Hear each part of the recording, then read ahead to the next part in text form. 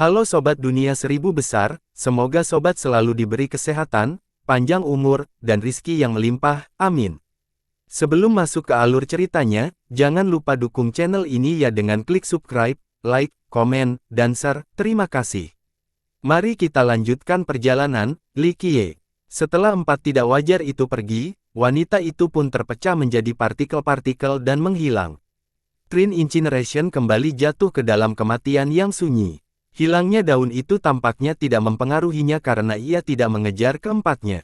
Tentu saja, kehilangan daun ini tidak berarti apa-apa jika dibandingkan dengan siklus yang menantinya. Sial, tak kusangka keempat bocah nakal itu benar-benar mampu melakukannya.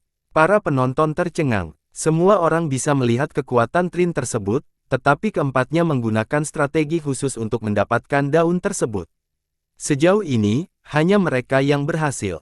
Sisanya gagal, bertahan hidup saja sudah cukup beruntung. Pada akhirnya, mayat-mayat ini terlalu kuat. Mengambil risiko adalah satu hal, tetapi kemungkinannya bisa diabaikan. Namun, keempat pemuda yang berhasil melakukannya membuat para kesalahan yang lebih tua menjadi berantakan. Mereka datang dengan persiapan yang matang, selain itu mereka juga cukup bijaksana dan tertutup, memiliki sifat suka berkelahi dan otak yang cerdas. Seorang anggota generasi terakhir memuji. Semua orang segera paham bahwa keempat orang ini sebenarnya berasal dari keturunan yang kuat, kemungkinan besar klan kuno. Penipu, haruskah kita mencobanya? Jian Ming menjadi tertarik setelah melihat usaha yang berhasil. Sulit, Sang Tao langsung menjawab dan menenangkan kepalanya. Mereka kuat namun masih ada celah yang tidak dapat diatasi. Selain itu, satu gerakan yang salah saja berarti kematian. Yo, cobalah mencari yang paling lemah atau paling penyayang. Jian Ming tidak menyerah. Tatapan matanya yang licik beralih dari satu mayat ke mayat lainnya. Sayangnya, dia tidak dapat menemukan target yang jelas. Mereka semua dulunya perkasa di generasi mereka sendiri. Mereka berdua tidak akan mampu menghentikan satu serangan jari dari satu mayat. Sang penganut Tao juga mengamati jembatan dan menghitung dengan rahang. Sayangnya, ia juga tidak dapat menemukan target yang jelas, yang terlemah pun masih dapat membasmi kita berdua. Kau benar, Jian Ming setuju. Coba bebek rangka itu. Li Qiye tiba-tiba menyarankan. Bebek rangka. Keduanya menatap makhluk kecil itu. Siapa yang paling lemah di antara mereka? Tanya Jian Ming. Tidak, Li Qiye terkekeh, hanya saja kalian berdua secara kebetulan memiliki sesuatu yang mungkin bisa memberi kalian waktu untuk meraih telur emas itu. Bagaimana kita melakukannya? Jian Ming menjadi bersemangat. Li Qiye menatap Tao itu dan menjelaskan, klanmu memiliki 8 trigram pembalikan waktu. Gunakan rotasi itu untuk menunjukkan kehidupan sebelumnya, bebek itu akan terganggu. Bangsawan muda, kamu juga tahu tentang trigram ini. Sang penganut Tao tidak dapat mempercayainya. Li Qiye kemudian tersenyum pada Jian Ming, kau memiliki River Sunset Sphere. Karena Tao itu membuat bebek itu sibuk, gunakan itu untuk mendapatkan telur emas. Yang terbaik adalah berhati-hati dan cepat. Terlambat sepersekian detik saja, kau akan tamat. Bagaimana kamu tahu tentang cakupanku juga? Jian Ming tampak membeku, merasa telanjang bulat. Kau tentu tidak kembali dengan tangan hampa. Keberuntungannya tidak hanya memperluas wawasanmu.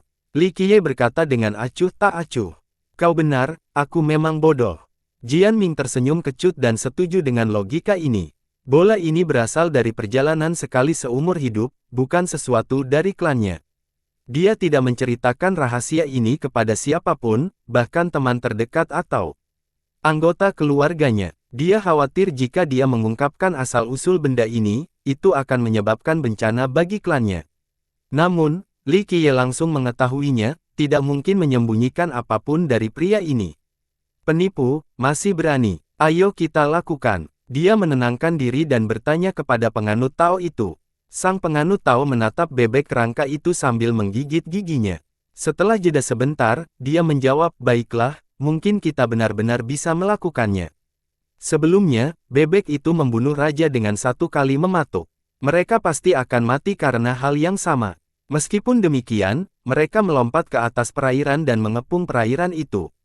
Keduanya ingin mencoba. Orang-orang memperhatikan usaha mereka. Karena kematian sebelumnya yang mengakibatkan banyaknya orang penting yang meninggal, sebagian besar sudah menyerah untuk mencari mayat-mayat tersebut. Dengan demikian, keduanya menjadi pusat perhatian. Semua orang mengenali Jian Ming karena mulutnya yang kotor. Mereka menginginkan telur emas. Seorang komentator menyatakan hal yang sudah jelas. Tidak mungkin, baik orang tua maupun yang berpikir muda bahwa mereka tidak punya kesempatan. Seseorang yang bersekongkol Sky Shield Monarch tidak dapat menghalangi patuknya. Pertahanannya hancur dalam sekejap mata. Junior seperti mereka tidak dapat melakukan apapun. Seorang jagoan penutup, mereka harus tahu batas dan tempat mereka. Seorang pemuda bersinar, sepertinya Li Qiye memberi mereka petunjuk, mungkin itu memberi harapan. Seorang tetua klan menatap Li Qiye lalu berkata, "Lalu kenapa? Perbedaan kekuatan terlalu besar, strategi tidak penting." Seorang leluhur tidak setuju. Benar sekali. Seorang jenius mencibir, orang Li itu mungkin beruntung karena disukai oleh sang dewi, tetapi ini membuatnya terlalu percaya diri. Yang dia lakukan hanyalah mengirim mereka berdua ke kematian. Seolah-olah ada petunjuk yang dapat mengatasi ini. Singkatnya, banyak orang tidak akan bertaruh pada Jian Ming dan Tao. Pada saat yang sama, mereka agak gelisah. Meskipun mereka percaya pada bimbingan Li Qiye, mereka tetap harus melaksanakannya. Satu kesalahan saja bisa berakibat kematian. Sementara itu, bebek rangka itu tidak bereaksi saat mereka mendekat. Keduanya saling memandang dan kemudian mengangguk dengan sungguh-sungguh. "Ayo kita lakukan ini, penipu." Jian Ming menyerahkan hidupnya ke tangan Tao dan begitu pula sebaliknya. Mereka tahu bahwa mereka sekarang bertanggung jawab satu sama lain. Sang penganut Tao mengeluarkan banyak kerang dari zaman kuno. Retakan-retakan yang hampir tak terlihat ada di sana. Mungkin dulunya lebih besar, tetapi karena terus-menerus digosok dan dipol, retakan itu hampir menjadi rata. Teksturnya menyerupai logam, bukan cangkang kura-kura biasa. Masing-masing tampak sangat berat. Seorang pembudidaya yang lebih lemah akan mematahkan tangannya jika mencoba menangkapnya. Garis-garis dao kecil terjalin seperti benang di dalam cangkang, tetapi pada kenyataannya, garis-garis tersebut masih terpisah satu sama lain dan tidak benar-benar menyentuh. Hal ini tampaknya merupakan bentuk manipulasi spasial dan temporal. Ia meraih salah satu dari mereka dan mulai melantunkan mantra. Sulit bagi para pendengar untuk membedakan apakah ini adalah hukum jasa atau mantra. Formasi, teriakannya dan peluru di tangan beterbangan keluar. Klang, klak, peluru lainnya jatuh dan berserakan secara acak di tanah. Setelah diperiksa dengan saksama, susunannya benar-benar teratur. Garis-garis dao dari cangkang mulai saling selaras. Penganut Tao membentuk mudra dengan kedua tangan sambil terus melantunkan mantra. Kerang menyala dan garis-garis Tao melepaskan sinar temporal tersendiri. Sinar-sinar tersebut dapat kembali ke masa lalu dan memungkinkan seseorang melihat tempat kelahirannya. Rune muncul di tanah di bawah bebek rangka dan terhubung satu sama lain, memanggil jalan menuju sungai waktu. Hal ini dianggap sebagai serangan sehingga bebek rangka itu ingin menyerang. Gerakannya sederhana, hanya sebuah kecupan yang mampu menembus semua benda dan merenggut nyawa. Sayang, waktu mengalir keluar dari bawah dan menelannya. Lalu menghilang dan kembali ke masa lalu. Ia melihat tempat kelahirannya, padang hijau dengan pegunungan di atasnya. Segala sesuatunya indah dan familiar bagi bebek itu. Ia menemukan dirinya hidup sekali lagi dengan kekuatan hidup yang mengalir melalui dirinya. Hal ini tentu saja memikat pikiran. Kerang-kerang tersebut merupakan harta karun utama dari klan Tao. Kerang-kerang tersebut tidak memiliki potensi ofensif, hanya memungkinkan seseorang untuk melihat masa lalu mereka. Sayangnya bagi pembaca, hanya target yang dapat melihat ramalan tersebut. Inilah saatnya Jian Ming bertindak. Dia kedamaian nama harta karunnya, River Sunset Spire. Bulan yang terang muncul di atas bersama dengan asap yang mengepul. Ia terbang menembus secepatnya dan berhasil memasuki sungai waktu, tepatnya pada periode dan area saat bebek rangka itu lahir. Saat bebek itu tenggelam dalam perasaan hidup kembali dan melihat masa lalu yang jauh, Jian Ming mengunci sasarannya. Ruang di atas punggung bebek tiba-tiba mencair dengan kecepatan yang luar biasa. Jian Ming melompat melewati kerusakan spasial ini sambil meraih telur emas. Bebek itu segera muncul dan mendongak, hanya untuk melihat Jian Ming menghilang kembali ke masa kini. Namun, muncul bebek itu sendiri telah melukainya dengan parah. Dia muncul melalui lubang temporal lagi dan mendarat di jembatan, menjanjikan seteguk darah. Bebek itu juga kembali ke masa sekarang dan mengaktifkan auranya. Hal ini menyebabkan mantranya hancur dan pendeta Tao itu pun muntahan darah. Maju, keduanya melaksanakan bagian terakhir dari rencana mereka, melompat dari jembatan. Begitu kembali ke dimensi saat ini, bebek itu mati lagi, tidak seorang pun tahu apakah ia menyadari telur yang hilang. Satu-satunya yang ada di pikiran saya adalah sebuah jembatan, dia tidak berniat mengejar. Keduanya mendarat di tanah dan memuaskan lebih banyak darah. Hanya ditatap oleh bebek itu saja sudah membuat mereka terluka parah. Padahal, kejadian itu hanya kebetulan. Bebek itu tidak punya cukup niat jahat atau mereka akan langsung terbunuh di tempat. Kita berhasil. Jian Ming sangat gembira saat memegang telur itu. Sang Tao merasakan hal yang sama. Mereka menjalankan rencana Li Qiye dengan sempurna. Tanpa sarannya, mereka tidak akan bisa mendapatkan telur itu sebelum dipatuk. Mereka benar-benar melakukannya. Kerumunan orang tidak dapat mempercayainya. Setelah pertemuan awal, banyak orang menatap telur emas itu dengan penuh keserakahan di mata mereka. Ini mungkin binatang suci bagi sekte mereka. Ledakan. Sosok mendarat dari udara, Putri Gatwip. Duo ini tentu saja tidak menyukai perkembangan ini. Sekte saya ingin membeli telur emas ini, menetapkan harganya. Wanita bangsawan berbaju besi itu berbicara dengan gaya pemerintahan. Dia menyerupai Dewi Perang. Katakan saja kau ingin menggerakkan kami.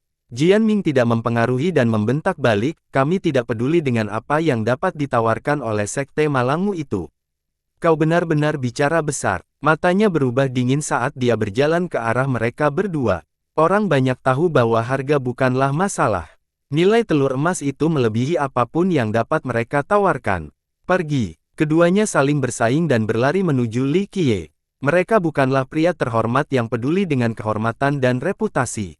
Di mata mereka, tidak ada yang lebih penting daripada tetap hidup. Melarikan diri dari pertempuran yang kalah adalah hal yang baik. Menurutmu kemana kau akan pergi? Dia memanggil tombak dewa dan melepaskan semburan sinar energi. Mereka menembus tanah dan menyebabkan orang-orang yang berada di dekatnya merasakan sakit di mana-mana meskipun mereka berada jauh. Aku bisa melakukannya. Jian Ming memanggil tembok besar untuk menghentikan sinar yang datang. Aku belum melupakan keluhanmu tadi, kau tidak akan kemana-mana. Utusan percakapan 6 berteriak dan berkemah dalam perburuan. Persetan denganmu. Jian Ming menyerang terlebih dahulu untuk menang, mengeluarkan boneka kayu dan melemparkannya ke bawah. Ia menyentuh tanah dan berubah menjadi gunung raksasa dari masa lalu. Ledakan. Langit berubah gelap saat dia mengangkat tangannya untuk melakukan smash. Utusan 6 itu tidak gentar. Sayapnya berubah menjadi pedang dewa dan mengeluarkan bunyi berdenting keras. Keenamnya kemudian bersatu membentuk satu bila energi untuk menghasilkan keajaiban menakjubkan yang mampu memotong bintang-bintang. Boneka raksasa itu terbelah menjadi 2 bagian. Mereka jatuh ke tanah dan menimbulkan gempa hebat. Mati. Gatwip Princess juga melancarkan serangannya, menusukkan tombaknya yang meraung seperti naga asli. Gemuruh. Pertahanan Jian Ming dan sang penganut Tao runtuh akibat dorongannya yang tak henti-hentinya. Makan ini. Utusan bersayap 6 disembunyikan ke arah jalur pengungsi keduanya. Klang. Kali ini dia melepaskan hujan bila pedang yang deras, bukan satu tebasan saja. Hancurkan. Sang putri melanjutkan serangannya. Tombak sucinya tak terhentikan, terus menembus pertahanan mereka. Duo ini kesulitan mengimbangi serangan bertubi-tubi itu, karena selalu terdorong mundur. Ini karena luka parah yang mereka derita akibat bermain-main dengan bebek berkeangka itu. Kini, pertempuran ini membuat mereka dalam kondisi yang lebih buruk dengan luka di sekujur tubuh. Mereka nyaris tidak mampu bertahan hidup. Utusan dan sang putri tidak menahan kekuatan mereka. Keduanya berada di tingkat penguasaan. Jian Ming dan Tao menggunakan semua harta karun dan teknik yang tidak dapat dipahami. Ini masih belum cukup. Sepertinya telur emas itu akan segera memiliki tuan baru, kata seorang penonton. Tidak ada seorang pun yang berani bersaing dengan mereka. Hal ini terutama berlaku bagi utusan tersebut karena Master Sekte True Immortal hadir. Terlebih lagi, para leluhur kuno yang tak terpecah dari True Immortal yang bersembunyi di udara. Bahkan para master terkuat di sini perlu berpikir 2 kali sebelum menyerang, tidak ada hal baik yang akan terjadi jika melawan makhluk-makhluk kuno ini. Bangsawan muda, setelah belasan kali pertukaran serangan, Jian Ming berlumuran darah. Dia tidak punya pilihan selain meminta bantuan Li Qiye. Bahkan seorang abadi pun tidak dapat menyelamatkanmu hari ini. Utusan keponakan 6 itu mencibir, siap membunuh. Dia belum melupakan kata-kata kasar Jian Ming sebelumnya dan tidak akan pernah melewatkan kesempatan ini. Dia berencana untuk menikmati bocah itu sebentar sebelum memberikan pukulan terakhir. Saya tidak suka komentar itu. Li Qiye awalnya ingin meninggalkan mereka berdua agar mereka bisa sedikit menderita. Namun, dia tersenyum setelah mendengar komentar utusan itu dan berteleportasi ke medan perang, berdiri di depan keduanya. Hancurkan! Sang putri tidak terkejut dan mengarahkan tombaknya langsung ke tenggorokan ini. Li Qiye hanya menjentikkan ujung tombaknya. Bam! Dia merasakan sakit yang tajam di kedua tangannya dan tidak dapat mempertahankan pegangannya. Dengan demikian, tombak itu pun melayang. Ekspresinya menjadi gelap, menyadari situasi yang mengerikan. Dia langsung mundur secepat. Kilat, mati. Utusan itu mengumpulkan semua bilah pisau dan menembakkannya ke arah Li Qiye. Permainan anak-anak. Li Qiye tersedak dan menggenggamnya seperti pedang, membasmi pisau energi. Di tengah kerumunan yang tercengang, Li Qiye muncul di belakang utusan itu dan dengan erat memegang sayapnya. Sial, pemuda yang terkejut itu ingin menyerang untuk melepaskan diri tetapi sudah terlambat. Ah! Utusan itu berteriak kesakitan saat sayapnya terlepas dari punggungnya, meninggalkan kekacauan berdarah. Meskipun demikian, ini membebaskannya dari cengkeraman Li Qiye dan dia segera mencoba melarikan diri. Kau tidak akan pergi. Li Qiye menggenggam tangannya lagi. Tunjukkan belas kasihan, rekan Daois. Pemimpin sekte Dewa Sejati tidak bisa hanya berdiri dan melihat muridnya dibunuh. Dia mengayunkan pedang tersarungnya secara horizontal dan melepaskan dao agung naga yang melayang di udara.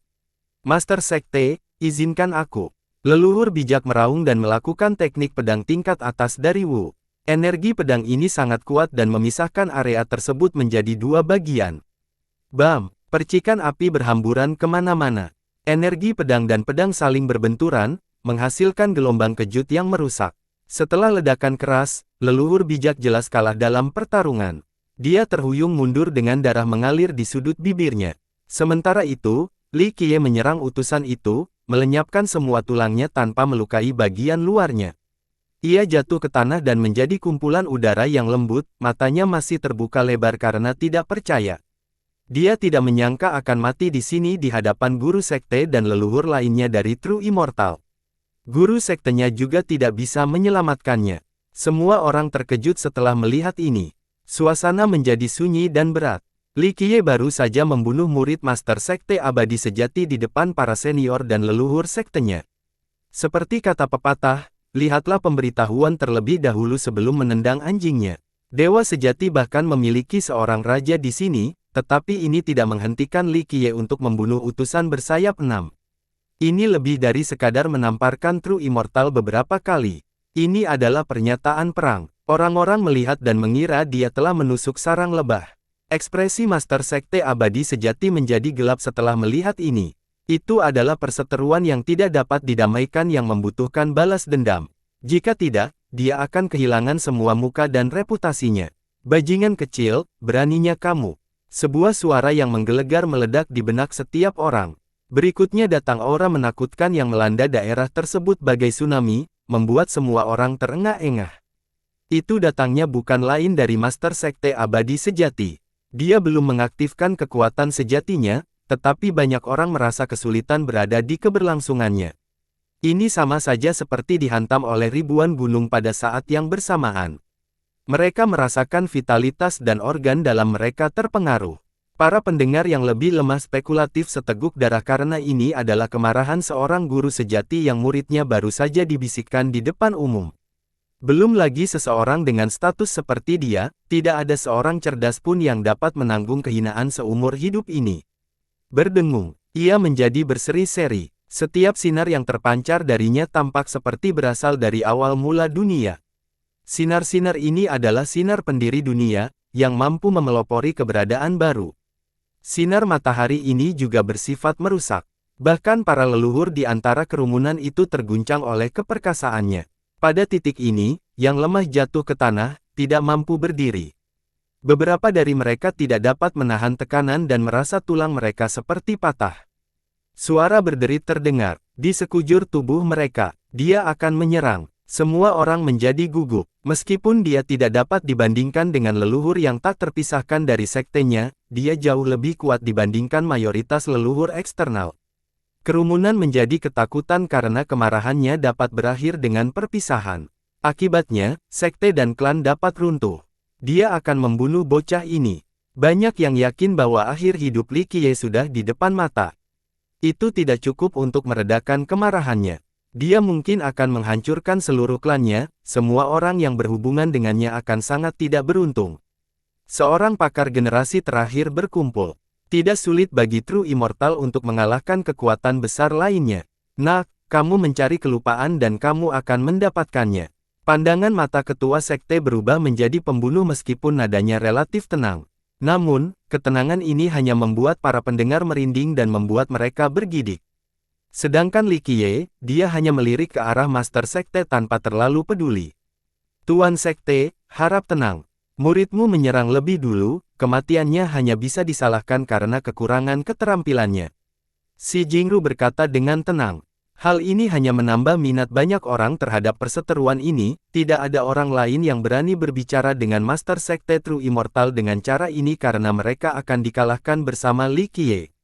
Namun, pendeta wanita dari kuil Dewa Leluhur memiliki banyak wewenang dan pengaruh. Terlebih lagi, dia sepenuhnya benar. Utusan 6 mencoba merebut telur emas dan mengubahnya dalam proses. Kematiannya disebabkan oleh keserakahan dan kelemahannya, dia jelas tidak memiliki moral yang tinggi di sini. Dia jelas bertindak sebagai pendukung Li Qiye, dan menjadikannya sebagai sekutu yang cukup efektif. Tatapan mata ketua sekte itu semakin dingin, tatapannya seolah menjadi fisik, mampu menembus jiwa dan menghancurkan takdir yang sebenarnya. Si Jingru tidak menunjukkan tanda-tanda takut dan menatap langsung ke arahnya. Tekanannya hanya memberi efek terbatas padanya, sebuah bukti kekuatan. Dia berdiri di atas generasi muda lainnya, pendaftarannya tidak kosong. Pendeta, masalah ini tidak ada hubungannya dengan kuil Dewa Leluhur. Pemimpin sekte berbicara dengan nada memerintah, menunjukkan betapa seriusnya dia. Yang lain mungkin cukup bijak untuk mundur setelah mendengar nada bicaranya.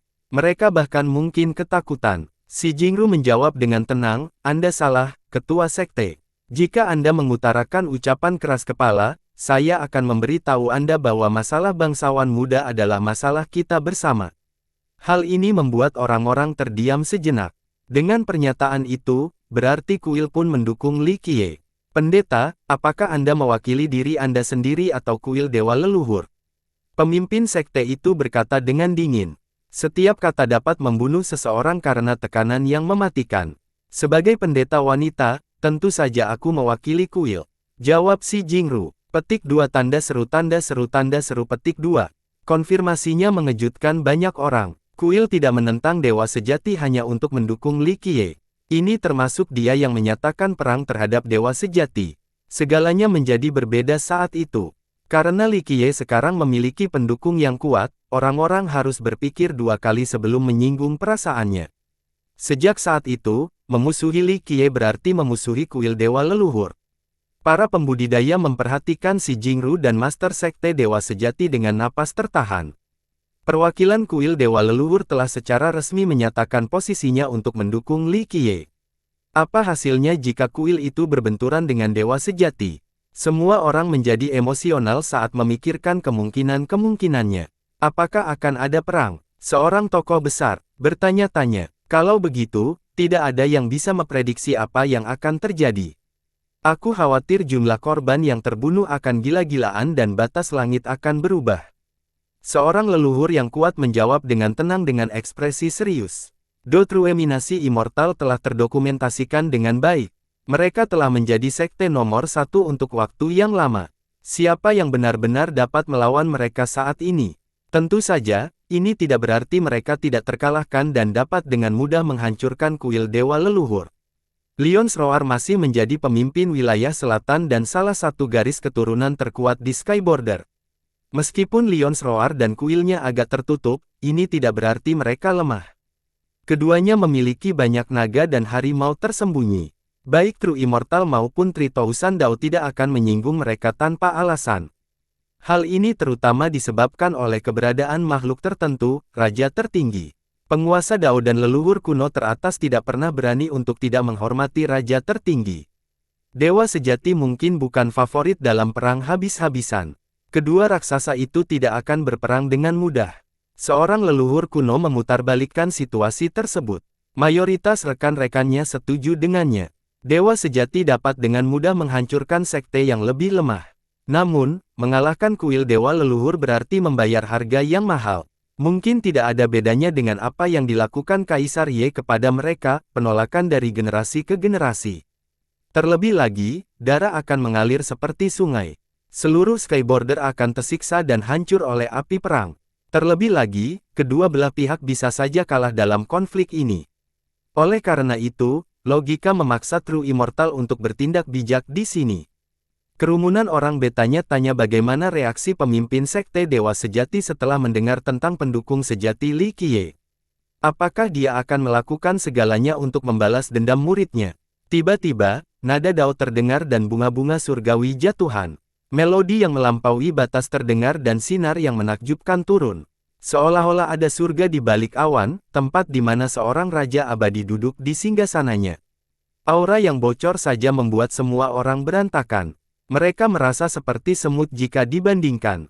Mereka belum melihat berpapasan dengan True Immortal ini tetapi sudah merasa puas. Leluhur kuno yang tak tertandingi yang telah melewati sungai waktu. Bahkan para leluhur dan tetua agung merasakan hawa dingin mengalir di tulang belakang mereka. Tidak, itu adalah Raja Abadi. Seseorang berkemah. Leluhur kuno dari Dewa Sejati adalah makhluk terbaik. Di antara mereka, mereka yang mampu menyandang gelar Raja Abadi bahkan lebih langka. Mereka adalah pilar True Immortal, alasan fondasinya bertahan lama. Rumor mengatakan bahwa mereka dapat melawan Dao Lord secara merata. Tekanan dari pemimpin sekte tidak sebanding dengan ini meskipun Raja belum menunjukkan wajahnya. Para ahli dan leluhur membungkuk ke arah awan sambil merasa gentar. Ledakan, ada hal lain yang menarik perhatian mereka. Sinar melesat ke udara dari pemakaman yang menembus langit dan meninggalkan lubang hampa di belakangnya. Waktu tiba-tiba berhenti atau menjadi jauh lebih lambat. Nenek-nenek moyang ada di sini. Eselon atas Dewa Sejati menarik napas dalam-dalam setelah melihat sinar itu. Raja Abadi, baik Raja Abadi dari Dewa Sejati dan Raja Surgawi dari 3000 Dao menjadi haru. Gelar ini memiliki pengaruh yang besar karena dimiliki oleh seorang pria yang setara dengan penguasa Dao. Jika dia masih hidup, dia akan tetap mendominasi dunia. Seorang pria setengah baya terlihat berjalan santai keluar dari pemakaman. Setiap langkah menempuh sejauh 1000 mil. Orang-orang tidak dapat menahan diri untuk tidak menghormati kekhawatiran yang seperti dewa ini. Tidak ada tanda-tanda kematian pada tubuhnya dan hanya tampak seperti bangsawan yang anggun. Dilihat dari penampilannya saja, orang akan mengira dia sebagai orang biasa. Waktu tidak meninggalkan jejaknya, seolah-olah dia bisa berjalan tanpa hambatan di sungai waktu. Meskipun auranya tidak ada, semua orang mengira sebagai makhluk abadi yang berjalan di dunia fana. Sangat luar biasa. Skybreak Monarch menghela nafas dan berkata, begitu Raja Abadi cukup dekat, orang-orang mulai membungkuk dalam-dalam ke sekelilingnya. Para raja di masa kini tidak berani meremehkan tokoh bersejarah ini. Mereka menelan harga diri mereka dan menerima inferioritas mereka. Li Qiye juga menatap Raja Abadi. Tepatnya, fokusnya adalah pada pinggang raja. Ada sesuatu yang menyerupai kantung wangi. Sepertinya tidak pada tempatnya bagi raja untuk memilikinya karena ini adalah sesuatu yang sedikit feminin. Namun, setelah diamati lebih dekat, ada sinar samar yang bersinar di dalamnya. Sesuatu tampak hidup dan bergerak di sana. Pergerakannya adalah sumber sinar tersebut. Meskipun intensitasnya kurang, sinar yang di dalamnya bisa jadi merupakan sinar tertua dan paling murni dari jenisnya. Sinar itu bisa jadi merupakan sumber waktu itu sendiri. Menggunakan kebenaran Dao sebagai benang, tidak buruk sama sekali. Komentar Li Qiye, kebenaran Tao tidak dapat dipahami. Kebenaran itu dimaksudkan untuk dipahami dan tidak memiliki bentuk fisik. Namun, seseorang berhasil membuat tas dari kebenaran itu. Ini sungguh luar biasa, setidaknya begitulah. Dengan kata lain, sinar di dalamnya tidak lemah. Hanya saja kantong itu sendiri luar biasa, mampu menyimpan semua benda dan menyembunyikannya. Di sisi lain, benda di dalamnya pasti luar biasa sehingga memancarkan sinar yang masih terlihat oleh orang luar. Sesuatu yang ditinggalkan oleh sang abadi tua. Lin Mo berkomentar, tidak pergi bersama anggota kelompoknya. Pada titik ini, semua orang mengerti apa asal-usul True Immortal. Jadi, apa isinya? Jian Ming mengungkapkan kantong itu dengan rasa ingin tahu. Sang penganut Tao mulai menggosok-gosokkan ukuran untuk menghitung. Namun, ia tiba-tiba berhenti karena takut. Raja Abadi adalah salah satu dari sedikit orang yang kata-kata yang tak terpecahkan bukanlah sesuatu yang berlebihan. Leluhur bijak menatapnya dan berkata, sektenya ada di sini bukan untuk menunjukkan rasa hormat dan mengantarnya ke perjalanan berikutnya, hanya untuk mengambil kembali benda itu. Saya tidak mungkin bisa memahami apa yang ada di dalamnya karena mereka sudah memiliki begitu banyak artefak yang menakjubkan. True Immortal memiliki total 7 penguasa Dao. Oleh karena itu, mereka telah mengumpulkan artefak dan harta karun yang tak tertandingi dalam jumlah yang menakutkan. Harta karun yang dianggap tak ternilai harganya oleh dunia hanyalah barang biasa di mata mereka. Hari ini, mereka datang secara khusus untuk sesuatu, artinya mungkin itu satu-satunya. Sosok-sosok mulai turun dari awan. Aura mengerikan segera menyelamatkan wilayah itu seperti beberapa tsunami yang menghantam pada saat yang sama seperti berhenti. Banyak pembudidaya yang jatuh ke tanah lagi, tidak mampu mengangkat kepala mereka. Sosok-sosok itu sangat besar. Satu noda dan yang lain memiliki lingkaran cahaya ilahi di belakang kepalanya. Mereka tampak seperti dewa dan setan. Penatua pertama, Raja Dewa Pemenggalan. Salah satu dari mereka memiliki pedang di bahunya. Kehadiran pedang itu sangat kuat, sinarnya dapat membelah orang menjadi dua. Pemimpin sekte generasi terakhir mereka juga ada di sini, Dewa Sejati 7 Segel. Seseorang memperhatikan seorang lelaki tua dengan rahasia totem dan segel mistis di belakangnya. Leluhur kuno, surgawi, saya yakin pemimpin sekte saat ini berasal dari cabangnya, dia hanya seorang anak yang mendengarkan ceramah. Seorang penonton berkata, auranya memiliki afinitas penerimaan. Tampaknya ada telapak tangan raksasa yang menghalangi langit. Leluhur kuno dari Dewa Sejati agak sulit dipahami. Hari ini, banyak orang merasa senang melihatnya. True Immortal jelas memobilisasi banyak ahli. Hanya mereka bertiga saja sudah cukup untuk melampaui banyak kekuatan besar. Keturunanmu yang tidak berbakti menyambutmu, leluhur. Pemimpin sekte Dewa Sejati bersujud ke arah Raja Abadi. Anggota True Immortal lainnya melakukan hal yang sama. Sayangnya, sang raja tidak peduli melihat mereka. Leluhur, keturunanmu dengan hormat meminta sedikit waktumu. Para anggota True Immortal saling bertukar pandang sebelum membungkuk lagi. Ini juga tidak berhasil. Seluruh mata mereka terfokus pada kantung wangi yang melekat pada pita pinggang raja. Saya tidak yakin senjata warisan akan membuat Dewa Sejati begitu gelisah. Bisik seorang yang cerdas. Tidaklah berlebihan jika dikatakan bahwa True Immortal memiliki artefak Dao Lord dan merit law terbanyak. Satu senjata Dao Lord akan sangat berharga bagi para cengkeraman biasa. Perang bisa saja terjadi karena satu senjata. Namun, hal ini tidak berlaku bagi True Immortal. Oleh karena itu, apapun yang ada di kantong itu pastilah unik, jauh melebihi senjata Dao Lord. Tampaknya mereka benar-benar menginginkannya. Menurutmu siapakah Raja Abadi itu? Apakah ada orang seperti dia yang membawa harta karun biasa dalam siklus yang diwujudkan? Seorang tetua berkata dengan lembut. Everstanding Monarch telah mendominasi begitu lama, yang berarti dia tidak kekurangan harta karun.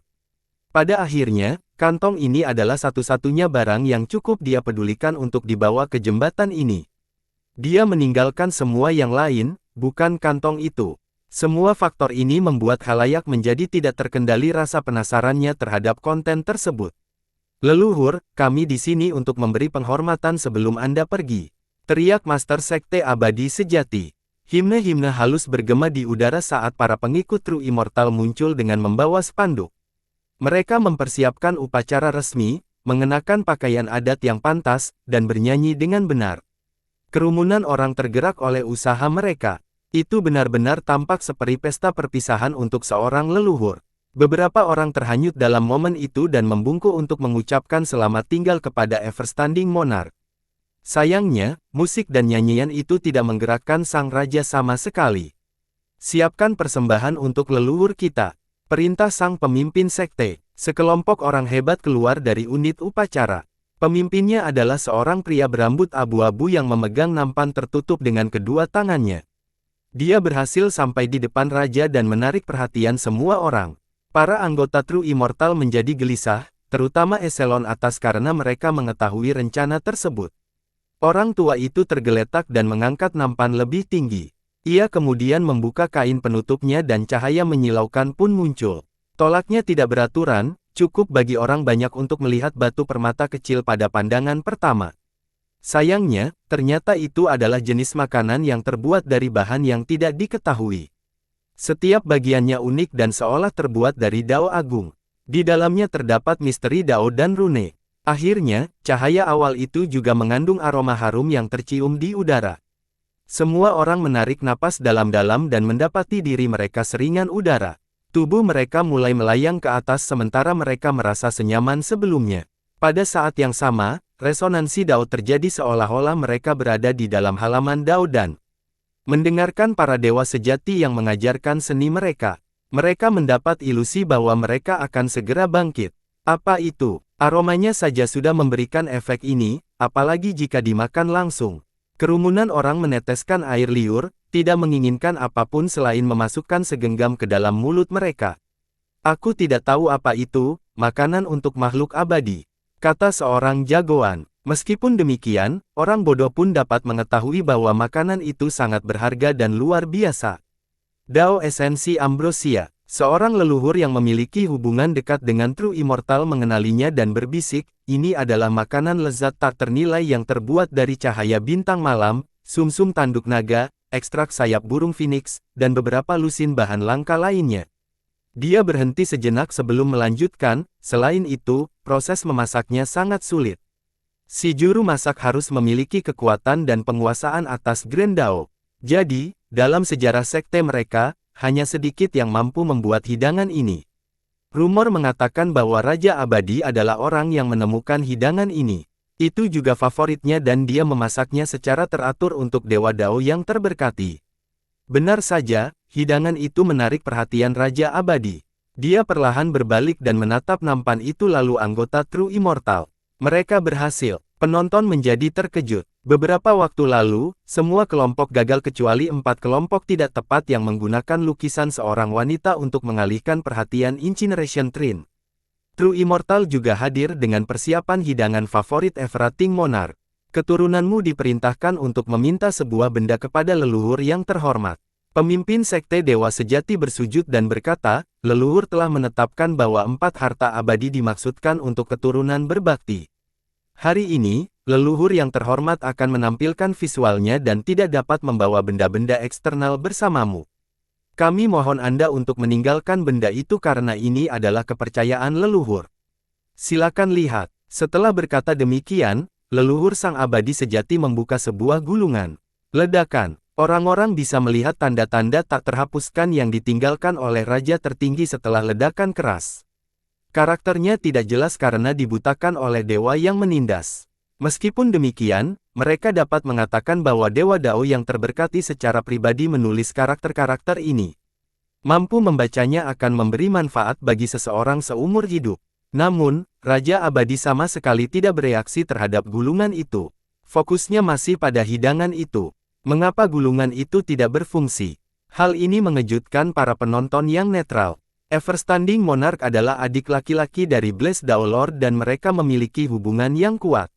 Gulungan yang diaktifkan itu mirip dengan Blessed Dao Lord yang berada di sini secara langsung. Jadi, Raja Abadi seharusnya bereaksi, entah itu karena rasa hormat kepada seorang Dao Lord yang agung atau karena cinta persaudaraan.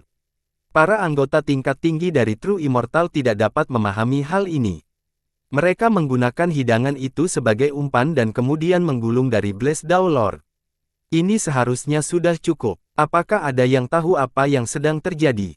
Tanya seorang pakar. Seorang tokoh besar yang telah menyaksikan beberapa kejadian di sini berkata, Raja Abadi sudah mati.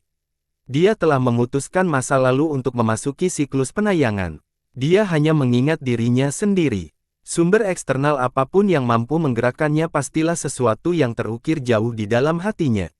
Pemimpin sekte kemudian memberi isyarat kepada para leluhur. Kelompok itu kemudian perlahan mendekati Raja Abadi, membentuk formasi pertempuran. Leluhur kuno Heavensail berdiri di depan Raja, sepertinya ingin menghentikan semua kekuatan serangannya sendirian. Dewa Raja Pemenggal berdiri di sebelah kiri sementara Dewa Sejati Tujuh Segel berdiri di sebelah kanan, siap membantu menyegel leluhur mereka. Semua leluhur dan pakar lainnya berkumpul di belakang Raja untuk memotong jalan mundurnya. Mereka ingin menggunakan kekerasan. Semua orang mengerti apa yang mereka coba lakukan. Everstanding Monarch adalah salah satu leluhur kuno terhebat dalam sejarah True Immortal. Pengaruhnya tetap ada meskipun telah meninggal sejak lama. Keturunannya hanya menghormati dan mencintainya. Sayangnya, mereka tidak punya pilihan selain perjuangannya hari ini. Tindakan ini tidak berbakti dan tidak sopan. Sayangnya, mereka tetap mengambil keputusan ini karena kantong wangi itu terlalu penting. Mereka menerima aib yang berasal dari keputusan ini, sebuah tanda betapa pentingnya benda itu bagi sekte mereka. Dewa Pemenggal Kepala, Dewa Sejati Tujuh Segel, leluhur kuno Segel Surga, dan para ahli Dewa Sejati lainnya menyiapkan senjata mereka, tampil cukup agresif. Dentang, saat Raja Dewa perlahan menghunus kaktus, suara itu sebenarnya menyenangkan di telinga. Rumor yang berkembang adalah bahwa pedang milik Decapitation God Monarch perlu merasakan darah sebelum kembali ke sarungnya. Begitu sepenuhnya terekspos, ia memancarkan sinar pedang menakutkan yang mampu menembus jauh ke dalam sumsum tulang. Ia kemudian memegang pedang itu dengan kedua tangannya. Penonton merasa seolah-olah pertandingan berikutnya tidak akan bisa dihentikan, tidak ada yang bisa menghindarinya. Meskipun dia tidak mengarahkannya ke arah siapapun di antara kerumunan, mereka tetap merasakan kulit kepala mereka kesemutan dan sakit, seolah-olah mereka telah tersayat. Dewa Sejati Tujuh Segel juga melepaskan Tujuh Segel. Mereka kemudian berubah menjadi 7 dewa raksasa dengan hukum Dao tertinggi yang mengalir turun seperti air terjun. Mereka mengelilingi Raja Abadi untuk menekan kekuatannya sambil menunjukkan supremasi mereka yang menekan banyak orang. Leluhur kuno Heavensail juga ikut bergabung, melakukan segel penuh di jembatan. Hal ini membuat semua orang merasa seolah-olah mereka adalah semut yang diinjak oleh batu besar yang tak terkalahkan, tidak dapat bergerak sedikit pun. Dia dapat melenyapkan seluruh pertemuan dengan satu pikiran. Sementara sebagian besar mengalami kesulitan bernapas dan berdiri, seorang ahli menarik napas dalam-dalam dan berkata, apakah kekuatan ini cukup untuk menghentikan Raja Abadi?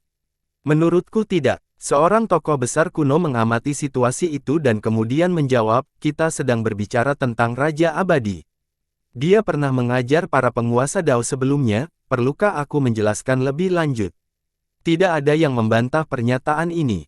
Bahkan, tidaklah masuk akal untuk berasumsi sebagai penguasa Dao seperempat dari Dewa Sejati. Semua orang tahu bahwa pertempuran yang akan datang akan sangat hebat, namun, mereka juga cukup pintar untuk mundur perlahan dari jembatan untuk menghindari cedera. Saat suasana tenang sebelum badai, ada orang lain yang keluar dari pemakaman. Tentu saja, tidak ada yang memperhatikan mayat ini kecuali beberapa orang terpilih. Leluhur pelopor, leluhur bijaksana telah memperhatikan kuburan sepanjang waktu.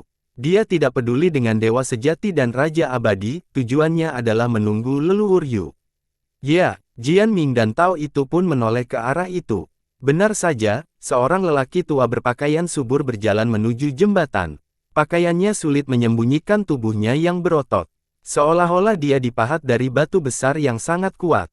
Ketangguhannya ini berarti dia dapat menghancurkan dan menggali apapun, karena itu dia mendapat gelar itu. Lihat, itu batu Daolu.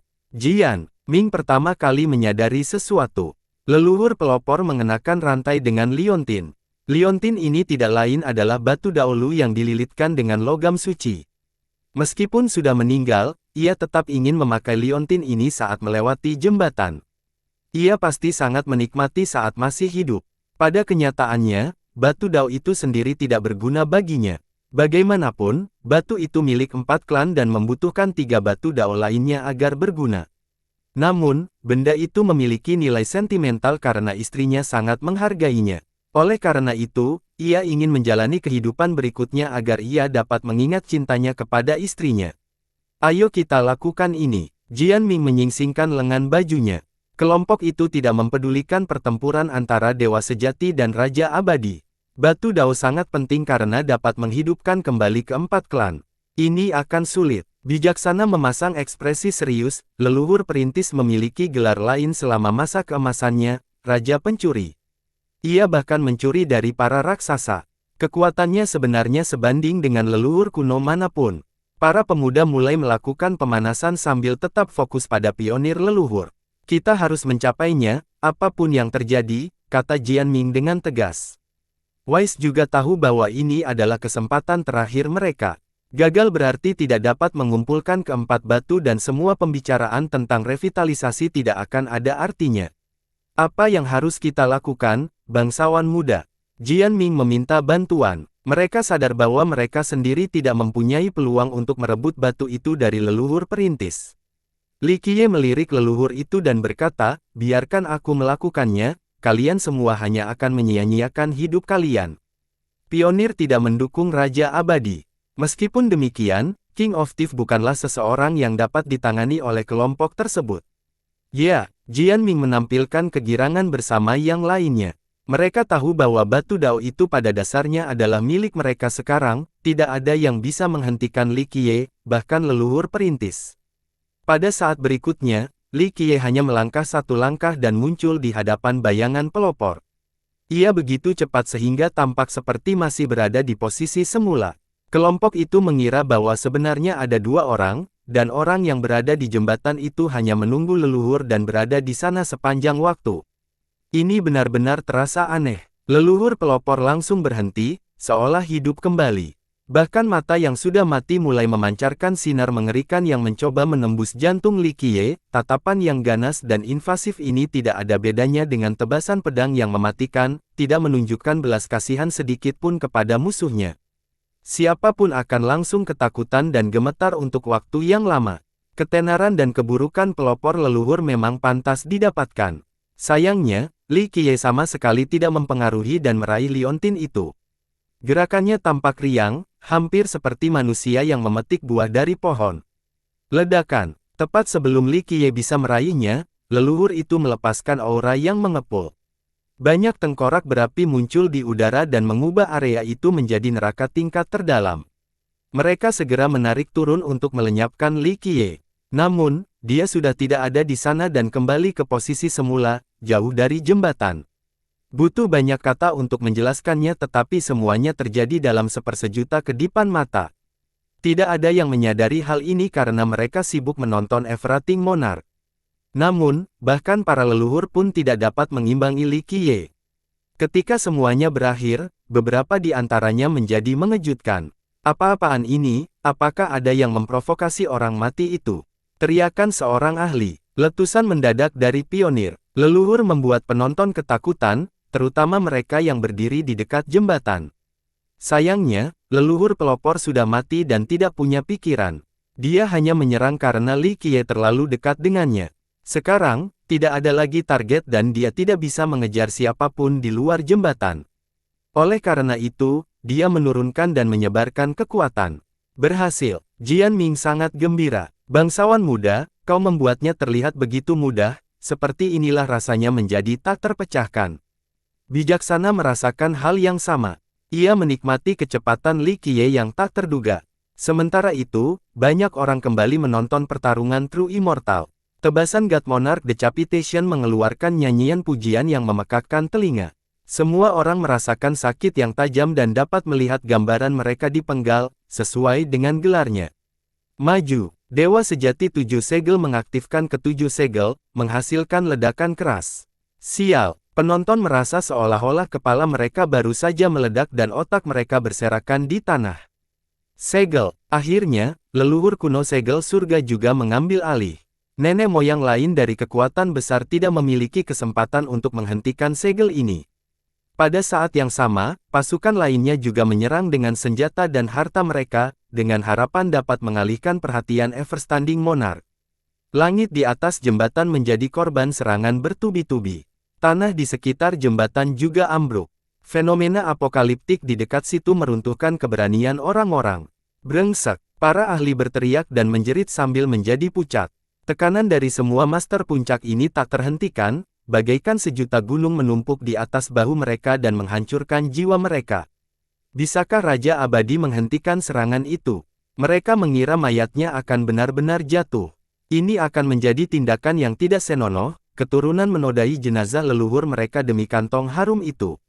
Di sisi lain, para leluhur kuno tidak menyangka bahwa ini bisa menghancurkan Raja Abadi, yang setara dengan Dao Lord. Mereka tahu bahwa trio True Immortal saat ini tidak setingkat dengan musuh mereka. Mendering, Raja Abadi akhirnya membalas dan menghunus pedang yang bersinar. Tebasan yang datang adalah tebasan yang memiliki kedekatan waktu, dengan kekuatan 3000 generasi. Segala sesuatu di wilayah ini menjadi sangat lambat. Hukum kebaikan yang paling ajaib dan senjata yang tak terkalahkan tidak dapat bersaing dengan stagnasi ini. Satu tebasan untuk hidup selamanya, satu tebasan untuk menghancurkan. Brengsek, kepala-kepala terlempar ke udara. Para tetua dan leluhur di belakang tidak dapat menghentikan tebasan. Mereka hanya bisa menatap tubuh mereka yang terpenggal dengan darah yang mengalir keluar dari leher. Pedang God Monarch Decapitation juga tidak dapat dihentikan. Pedang itu memotong kaktus terlebih dahulu lalu memotong-motongnya. Kedua bagiannya jatuh ke tanah. 7 segel yang turun itu berbentuk 7 dewa. Mereka dipenggal bersama-sama. Mata dewa sejati itu terbuka lebar saat melayang di udara. Leluhur kuno Heavensail menggunakan langit dan bumi sebagai perisainya, mengendalikan waktu dan ruang. Sayangnya, tebasan itu masih berhasil menembus perisai pamungkas ini. Namun, karena telah menghancurkan banyak ahli dan menerobos banyak pertahanan, kekuatan pun melemah secara signifikan. Meski begitu, Heavensail masih terperanjat saat benda itu cukup dekat dengan dadanya. Ini akan tetap menjadi pukulan yang fatal. Hancurkan. Di saat genting ini, terjadilah suara seperti geombang guntur yang tak berujung. Satu kata saja dapat mengalahkan pasukan dengan menghancurkan moral dan semangat tempur mereka. Ledakan. Sebuah tinju menghantam, menghancurkan semua yang ada di jalurnya. Hukum Dao, mengalir deras seperti air terjun dan menelan langit. Itu juga berisi 6 Dao kuno. Di dalamnya ada cahaya abadi dan siklus berputar. Makhluk hidup bersifat sementara, tidak ada bedanya dengan bintik debu. Raja Abadi 6 Tai. Para leluhur langsung tahu siapa yang kuat dan sulit ditangkap itu. Pukulan itu berhasil menghentikan tebasan Everrating Monarch yang menusuk leluhur kuno Heavensail. Heavensail basah oleh keringat dingin dan langsung berlari, tidak peduli dengan reputasinya. Mendering. Pedang Evergreen Monarch kembali bersinar terang. Kekuatannya hanya meningkat setelah tebasan pertama. Ia menembus kekuatan 6 Dao dan siklusnya, membuat semua penonton ketakutan. Raja Abadi 6 Dao jelas lebih lemah meskipun menjadi murid pertama penguasa Dao segala hal. Sekarang, sebuah tombak menembus alam semesta dalam sepersekian detik. Bahkan logam terkuat di dunia tidak dapat dihentikan. Raja Pemecah Langit, teriak banyak orang, menyadari kehadiran petarung berikutnya. Ledakan. Dunia menjadi gelap saat kedua gerakan itu menyala. Kerumunan yang ketakutan tidak bisa bergerak sama sekali. Ketakutan telah melumpuhkan mereka. Mereka melihat darah turun dari langit tetapi tidak tahu siapa korbannya. Lari. Mereka hanya mendengar seseorang berkata lari dan tiba-tiba, aura menghilang dari medan perang. Semuanya terjadi begitu cepat sehingga mereka perlu waktu berpikir untuk mencerna aliran informasi. Rupanya Raja Abadi 6 Dao dan Raja Pemecah Langit telah melarikan diri. Salah satu dari mereka terluka parah oleh tebasan kedua. Ini adalah hasil yang mengejutkan namun sudah diduga. Six Dao dan Skybreak tidak mampu menghentikan Raja Abadi. Semua orang percaya bahwa hanya seorang penguasa Dao yang dapat bertarung secara seimbang dengan Raja Abadi, tidak ada seorang pun yang memiliki secercah harapan. Bersambung.